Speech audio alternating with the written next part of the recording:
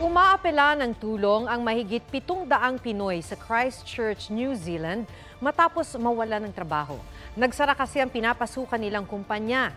Sabi ng isang Pinoy doon, marami sa kanila ang wala ng panggastos dahil hindi pa nila nakukuha ang 2 linggong sahod.